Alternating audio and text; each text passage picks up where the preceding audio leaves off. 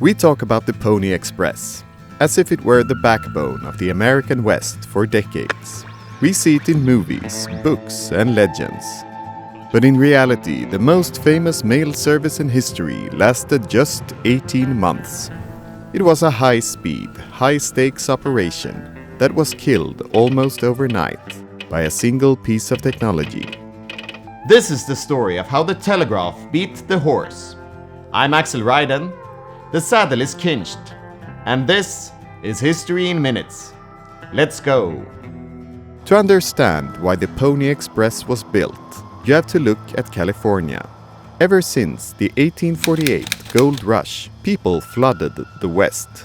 By 1860, California's population had skyrocketed to 380,000 people. But there was a massive problem. California was thousands of miles away from the rest of the nation.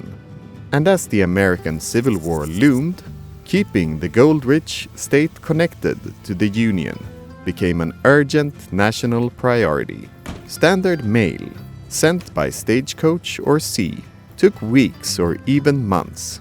Enter 3 freight modules: William H. Russell, Alexander Majors, and William B. Waddell. On April 3, 1860, they launched the Pony Express. Their goal? Prove that an overland relay system could deliver mail in a record-shattering 10 days, with the hopes of scoring a lucrative US government mail contract.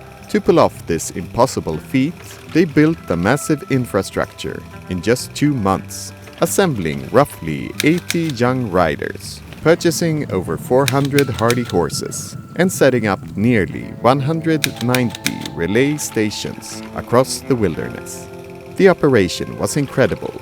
Lightweight riders, who couldn't weigh more than 125 pounds and swore an oath against drinking and fighting, galloped day and night. They swapped fresh horses every 10 to 15 miles and covered 1,900 miles from St. Joseph, Missouri to Sacramento, California in just 10 days.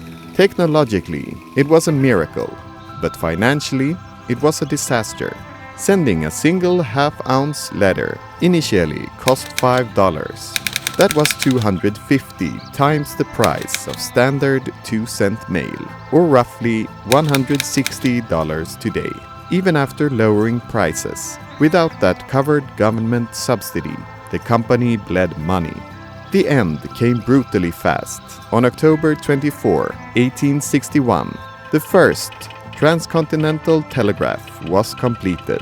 Suddenly, news didn't take 10 days. It took seconds. Just 2 days later, the Pony Express officially shut down forever, leaving its founders in financial ruin. And that's your History in Minutes. If you're glad your mail arrives via email instead of on horseback, ring the bell and subscribe so you don't miss the next episode. I'll see you in the next one.